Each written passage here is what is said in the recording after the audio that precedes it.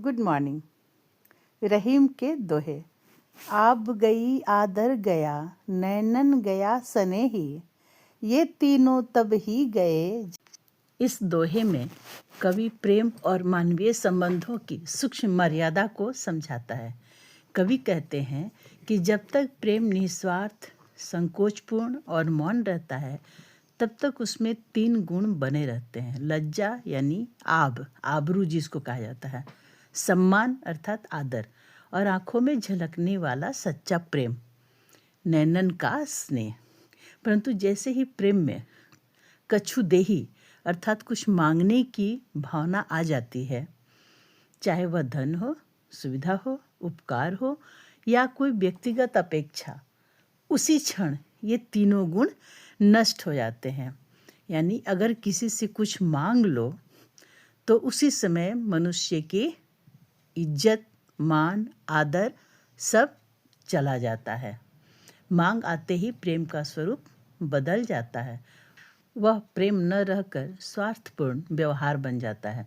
जब स्वार्थ प्रवेश करता है तो संकोच अपने आप समाप्त हो जाता है, सम्मान घट जाता है और आंखों से झलकने वाला निश्चल प्रेम भी लुप्त हो जाता है। इसलिए कवि यह सिखाता है कि सच्चा प्रेम वही है जो बिना मांगे दिया जाए। जहाँ मांग हो वहाँ प्रेम की पवित्रता नहीं टिक सकती।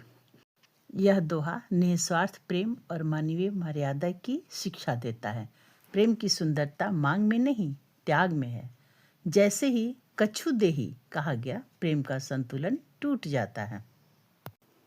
दूसरा दोहा है। चाह गई चिंता मिटी, मनुआ बेपरवाह, जिनको कछु नहीं चाहिए, वे साहन के साह। इस दोहे में कवि जीवन का एक गहरा सत्य प्रकट करता है। कवि कहता है कि इच्छा यानी चाह ही मनुष्य की सारी चिंताओं का मूल कारण है। जब तक मन में किसी वस्तु, पद, धन या सम्मान की चाह बनी रहती है, तब तक मन कभी शांत नहीं हो सकता। जैसे ही मनुष्य के भीतर की चाह समाप्त हो जाती है, उसी क्षण सारी चिंताएं अपने आप मिट जाती हैं और मन पूर्ण रूप से बेपरवाह और शांत हो जाता है। ऐसा व्यक्ति बाहरी परिस्थितियों से प्रभावित नहीं होता है। दूसरी पंक्ति में कवि कहता है कि जो व्यक्ति कुछ भी नहीं चाहता, वही वास्तव में सबसे बड़ा धनी और सच्चा है, यानी राजा है।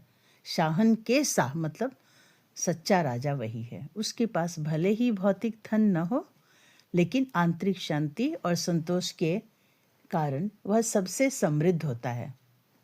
इस प्रकार से दोहा हमें यह सिखाता है कि सच्चा सुख वस्तुओं के संग्रह में नहीं,